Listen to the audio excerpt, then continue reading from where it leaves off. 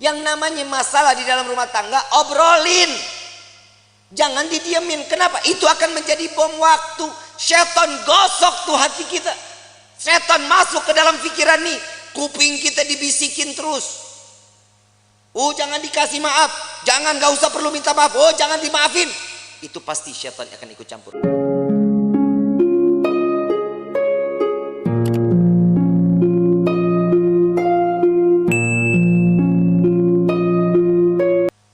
Orang dulu beda sama orang sekarang. Kalau orang dulu mah ya Allah dapat rezeki berapa aja mah boleh, alhamdulillah. Istri sekarang banyak nuntut. Gaji kemarin sekian, kenapa sekarang sekian? Betul nggak? Kenapa begitu?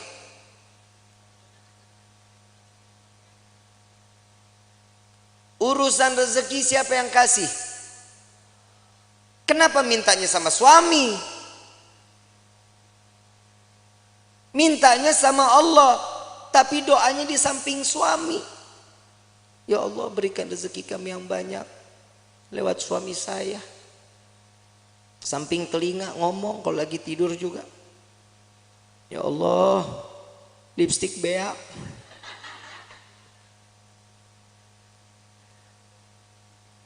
Itu suami pasti mimpinya nggak bagus.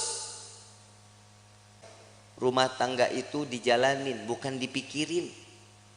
Betul nggak? Jalanin rumah tangga. Ya ada kerikil-kerikil rumah tangga, ya wajar. Kita jalan aja kadang suka ada yang bolong jalanan.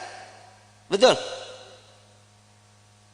Saat dimana kerikil itu ada, itu pembelajaran bagaimana caranya kerikil itu hilang. Ambil sapu, singkirin. Jangan ditimbun, bakal jadi gede. Orang lewat susah. Yang namanya rumah tangga itu jalanin. Jalanin semata karena apa? Karena Allah. Cari ridho, selamat, imannya juga dipakai. Yang namanya manusia itu ditegur lewat perkataan Allah. Takwanya yang diingetin. Kenapa? Karena pernikahan itu wajib dijalani dengan ketakwaan, dengan ibadah kepada Allah. Suami istri kalau jalan ibadah sama-sama di hadapan Allah dengan mencari keridhaan Allah, selamat rumah tangga kita, ibu bapak. Selamat. Ibu bikin kopi, ridho. Ya Allah, saya ingin bikinin kopi buat suami saya. Jangan dicampur sianida. Pahit. Bikin karena ridho, kehidupannya apapun senyum. Tadi saya bilang, jangan takut saat nanti setelah pernikahan rezeki kalau Allah lagi kurangin, terima aja. Ujiannya tuh di dalam hidup kita. Itu ujian pertama. Kadang ada pernah dengar nggak orang baru nikah 2 bulan 3 bulan cerai? Ada nggak? Ada. Kenapa? Karena tidak menerima hasil apa yang telah diberikan oleh Allah. Allah udah jamin di dalam Al-Quran, fa inna ma'al usri yusran, inna ma'al, setiap kesulitan pasti ada kemudahan, ada jalan keluar. Gak mungkin setiap jalan keluar itu buntu, gak mungkin. Allah menetapkan satu ujian kepada setiap hamba, pasti hamba itu punya kekuatan. Allah gak jahat kayak kita. Kadang kita nyuruh orang seenak-enaknya, itu orang gak mampu juga kita harus wajibin. Tapi kalau Allah memerintahkan kita karena tahu Allah ini manusia ini mampu, ini orang tahu cara jalan keluarnya, Allah kasih jalan keluarnya. Wa wajadaka dhalam fahada. Allah kasih petunjuk di dalam kehidupan. Ini ayat buat siapa? Nabi SAW. Saat Nabi berjumpa dengan 2 arah, harus kemana? Ke kanan kah? Lurus kah? Ke kiri kah? Kemana? Tapi Allah kasih petunjuk jalan. Makanya di dalam rumah tangga petunjuk itu wajib kita cari. Bagaimana caranya? Tahajud jangan ditinggalin, sholat duha jangan ditinggalin, sholat taubat, hajat, minta sama Allah. Kenapa? Saat seorang istri sujud, saat seorang suami sujud, ini akan mendapatkan pandangan kasih sayang oleh Allah. Keluarganya pasti sakinah, aman, tenang. Yang kedua, mawaddah. Mau apapun kendala di dalam rumah tangga tetap ngegemesin. Tahu ngegemesin? Bercanda tuh di dalam rumah tangga harus. Suami istri jangan tegang-tegang. Cuman nanya, gaji berapa sekarang? Lu berapa? Gue sekian. Banyakan gua. Jangan. Saling. Bercanda bagaimana? Sekiranya yang dilihat istri suka, suami suka. Ada kisah ini, Sayyidina Ali karamallahu wajha, menantu Rasulullah sallallahu alaihi wasallam, pernah ada konflik saat Siti Fatimah berbicara. Saat Siti Fatimah berbicara itu, Sayyidina Ali ngerasa tersinggung. Wajahnya berubah. Gak senang.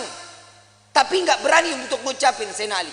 Kenapa? Karena memandang, ya Allah ini anaknya Nabi. Saya marah, saya takut dosa. Enggak dibicarain, tapi masang wajah berubah. Siti Fatimah sadar, salah ucapan saya, minta maaf. Langsung minta maaf sama suami.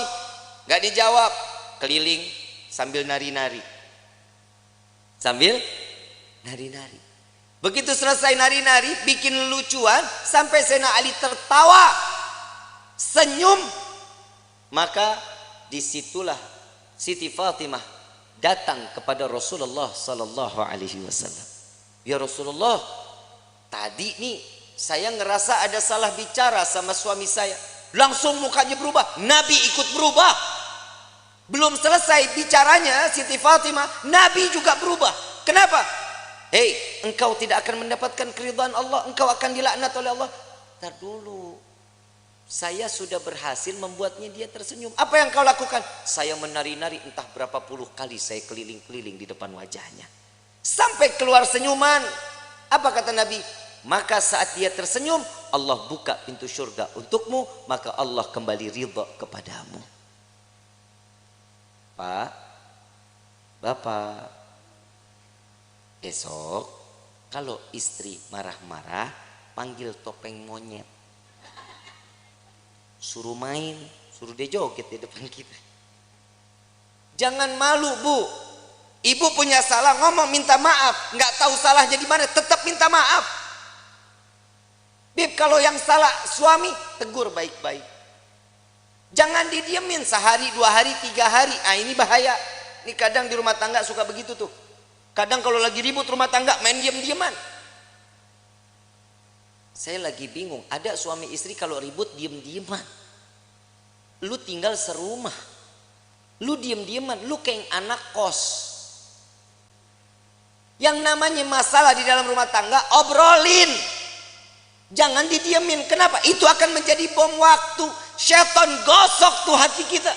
Setan masuk ke dalam pikiran nih. Kuping kita dibisikin terus. Jangan dikasih maaf. Jangan, gak usah perlu minta maaf. Jangan dimaafin. Itu pasti syaitan akan ikut campur. Kenapa? Syaitan gak bakal pernah terima ngelihat rumah tangga utuh karena cari ridha Allah. Syaitan gak bakal diam. Siti Hawa, Nabi Adam, romantisnya setengah mati. Romantisnya setengah mati. Laki-laki digoda karena siapa? Nabi Adam. Kita sampai hidup di dunia, Nabi Adam dirayu sama seorang istri yang bernama Siti Hawa. Coba ambil buahnya. Tapi Allah bilang, gak apa-apa, kan gak dimakan, dipegang aja. Dapat rayuan, Allah murka. Allah udah bilang jangan makan, jangan gak deketin aja, jangan. Dipetik baru sampai di gigi, Allah murka, diturunin ke dunia. Coba kalau Nabi Adam gak makan, gak ngedeketin, kita hidup di sorga semuanya ini. Tapi kadang manusia suka nuntut macem-macem sama Allah. Kalau lu mau nuntut, nuntutnya Nabi Adam. Gara-gara Nabi Adam makan buah khuldi, kita jadi ada di walahar. Aturan kan kita di sorga semuanya ada. Gak capek-capek kerja, capek-capek nulis CV, ngajuin, kadang diterima, kadang kagak. S1 cleaning service. Kadang begitu. Kalau kita hidup di sorga kan nikmat, tapi inilah bagaimana kita bisa kembali ke dalam surga. Ujian dalam hidup itu yang membuat kita kuat di dalam iman kehadapan Allah. Suami mah perintahnya dikit, cuman ngasih nafkah yang halal, memberikan satu kebaikan, jangan mencontohkan suatu keburukan. Itu tugas suami. Istri pasar, masak, sajiin makanan, betul, ngurusin anak, rapihin rumah, betul, nyuci, ngepel, nyapu, nyetrika. Banyak gak kerjaannya? Emang elu tugasnya. Terus fungsinya suami ringanin beban istrinya, itu suami.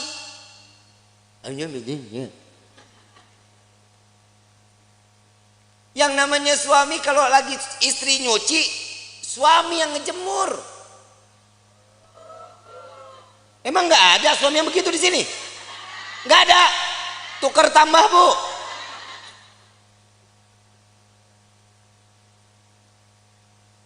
Suami angkatin jemuran, istri yang nyetrika. Nggak ada. Suami yang ke pasar, istri yang masak. Nggak ada. Ya derita lu dah. Ngeringanin beban istri itu salah satu pahala untuk suami. Minimal saat istri lelah, pundak kita berharga, Pak, buat istri. Saat istri mengadu, yang aku capek hari ini, sini saya. Sini. Gak ada yang begitu, gak ada. Berarti di dunia laki gue doang yang begitu tuh. Lah ngapa lu? Lah bini-bini gua. Ini fungsinya mawaddah, saling manja, gemesin. Tuh tingkah laku yang begitu aja ibu pada teriak. Kenapa? Gemes banget begitu. Yang ketiga, warahmah. Hibur kehidupannya dengan kasih sayang. Pegangan tangan, rahmat. Allah turunin kasih sayangnya, rontok dosa kecilnya, pandangan-pandangan mata, cintanya makin tumbuh. Tapi Pak, jujur kita jadi suami banyak ngedoain istri, istri belum tentu doain kita, Pak. Lah emang benar, Pak, boleh dipercaya mau enggak, Bapak ntar tidur pandangan-pandangan mata, yang namanya suami ngelihat istri, pasti di dalam hatinya, ya Allah, istri saya capek dari pagi sampai gini hari, belum ngurusin saya, belum apa-apa, ya Allah, kesian. Jadiin semuanya capeknya, lelahnya jadi nilai ibadah di hadapanmu, ya Allah. Itu suami doanya. Kalau istri ngelihat kita, Pak, lagi tidur pandang-pandangan, ya elah, laki gue begini banget, mana mata belok, hidung pesek, hitam, hidup lagi. Tuh istri begitu. Tapi ingat, Pak, semua apa yang dilakukan oleh seorang istri contoh dari suaminya. Bapak mau lihat istri wangi, Bapak juga tampil wangi dong. Ya, jangan tiap hari pakainya 1000 bunga, 1000 bunga, 1000 bunga. Istri juga enak pakai yang kerenan gitu. Hahaha. Betul kan, Bu? Tapi memang istri itu dituntut wajib wangi di depan suami. Lu mah kagak. Mana apek, bore mason, cap kampak, GPU, kan? Bu, jangan dulu dah, Mayang aja. Mayang, ini kan malam pertama nih, Yusuf, iya. Ini dalam hatinya, Habib udahan ke. Mayang, tampilnya sebagaimana pengantin baru terus sampai mati menjadi pengantin baru. Ya, minimal kalau tidur nggak males pakai bedak, pakai lipstik. Ya, Sup ngomong, yang aku paling suka deh ngelihat kamu kayak gini. Puji. Seorang istri itu paling seneng Sup kalau dipuji. Yang hidung kamu tuh kayak baskom.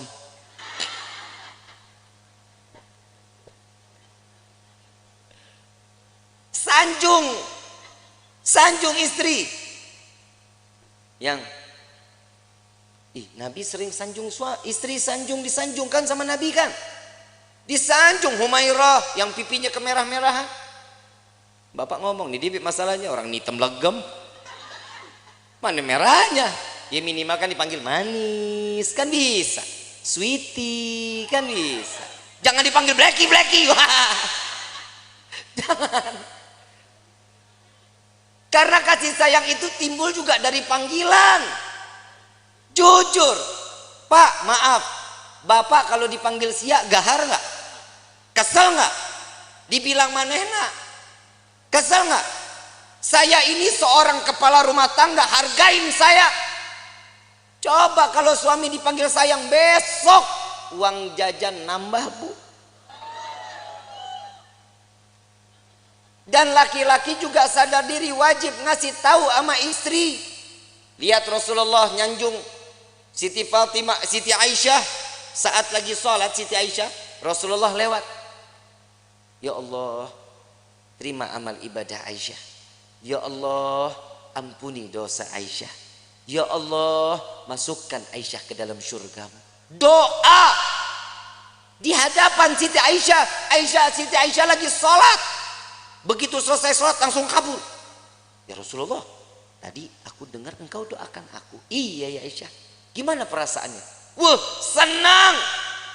Begitulah caraku mendoakan umatku, kata Nabi Muhammad SAW. Ternyata doanya Nabi Muhammad tetap buat umat.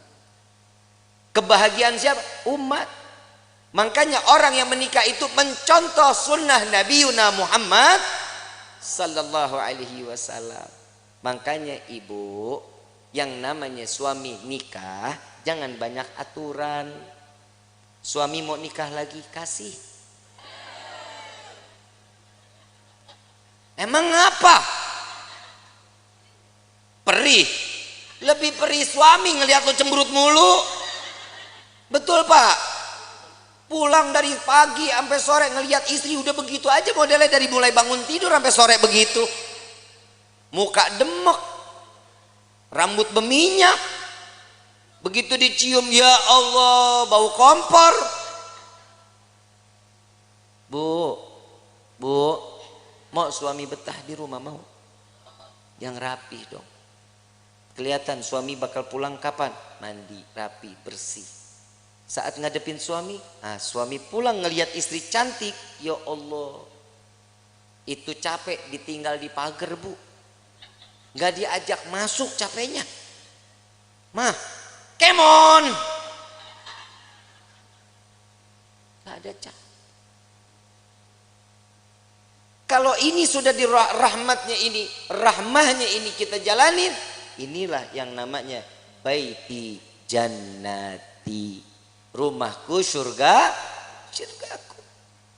Tapi kalau ini nggak ada, iman nggak ada, siap, rumah jadi neraka. Rumah jadi neraka. Ibu bapak romantis suami istri, anak ngelihat senang, anak pasti akan contoh kelak nantinya dia bersama suami atau istrinya akan sama sebagaimana rasa kasih sayang yang dicurahkan oleh pasangan ibu dan bapaknya. Kalau anak tiap hari ngelihat orang tua ribut, besok anak begitu juga.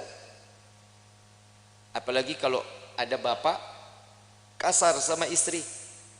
Nah, punya anak laki-laki, punya anak perempuan, besok tuh anak kalau udah gede punya psikologinya berubah, takut sama laki-laki, dia akan cari pasangan perempuan.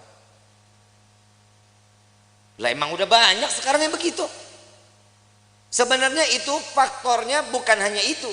Yang kedua, ada salah sama siapa dia bermainnya, sama siapa dia berkawannya. Makanya rumah tangga itu diisi dalamnya dengan iman, kenalin Allah sama nabinya, maka rumah tangga akan berkah. Ini ibu kagak sholat, bapak enggak sholat, anak dituntut untuk hafal Quran, kan PA. Nah ibadah ya, Jangan bikin ibu, bapak masuk ke dalam neraka. Nah, lu yang mau dinerakain. Kadang orang tua juga suka egois.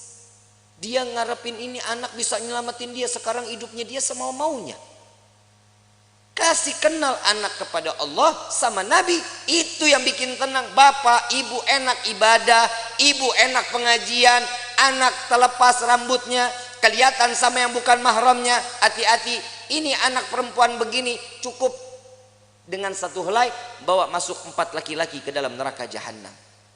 Bapaknya, pamannya, baik itu dari ibu atau dari bapak, suaminya, anak laki-lakinya.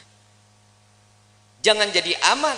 Makanya saya selalu mengatakan saat proses pemakaman, simak baik-baik.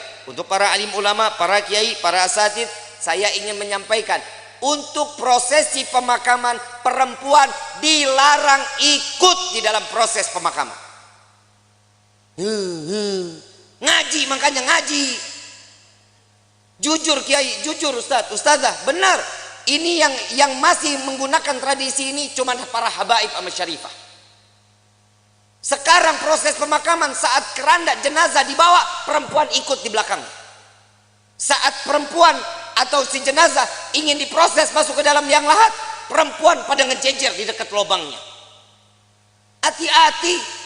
Yang namanya perempuan itu banyak larangannya. Tangan terbuka segini ini. Ini aurat. Ibu yang ngebuka aurat, jenazah yang disiksa.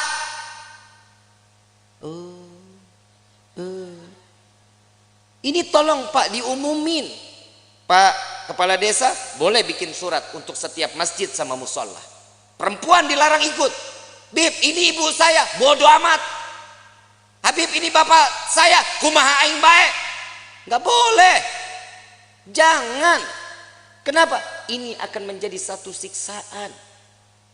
Selesai proses pemakaman, laki-laki keluar, perempuan mau silahkan, mau ziarah nggak dilarang. Tapi saat prosesnya jangan. Kenapa? Bikin repot. Belum nangis, kayak orang gila.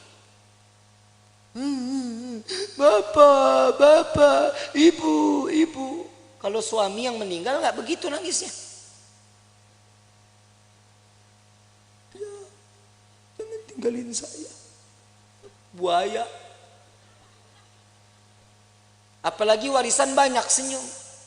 Yang tenang ya yang. Mudah-mudahan diterima amal ibadahnya ya yang. Tuh kalau duitnya banyak. Ada laki-laki lihat, ini siapa nih yang nangis-nangis dengan gerung-gerung? Oh, ini istrinya.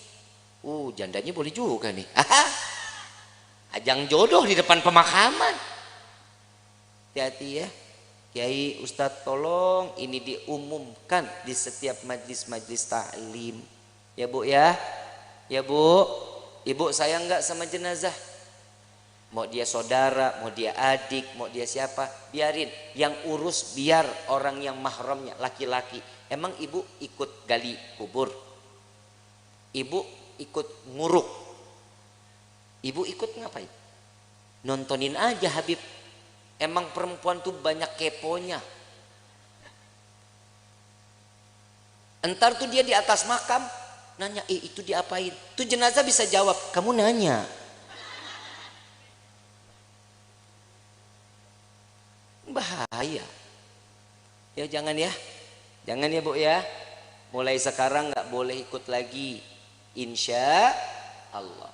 Nanti kalau suatu saat, mudah-mudahan kita semua dikasih umur panjang, sehat afiah untuk ibadah kepada Allah, amin ya rabbal. Allahumma, entah keluarga kita yang meninggal, biarin aja, biarin sampai selesai. Mau ikut ke pemakaman boleh, tapi nunggu selesai proses, laki-laki keluar, perempuan baru masuk. Ya, ikut situ. Mau tebar bunga silahkan, ya, mau naruh air mawar silahkan, nggak apa-apa. Tapi saat proses, perempuan jangan ada yang ikut. Kenapa? Ini yang akan menjadi penyebab siksaan untuk ahlil kubur. Na'udzubillahi min dzalik. Kenapa? Karena perempuan itu banyak larangannya. Paham ya? Insya kurang lebih mohon dibukakan pintu maaf yang seluas-luasnya. Wabillahi taufiq wal hidayah. Wassalamualaikum warahmatullahi wabarakatuh.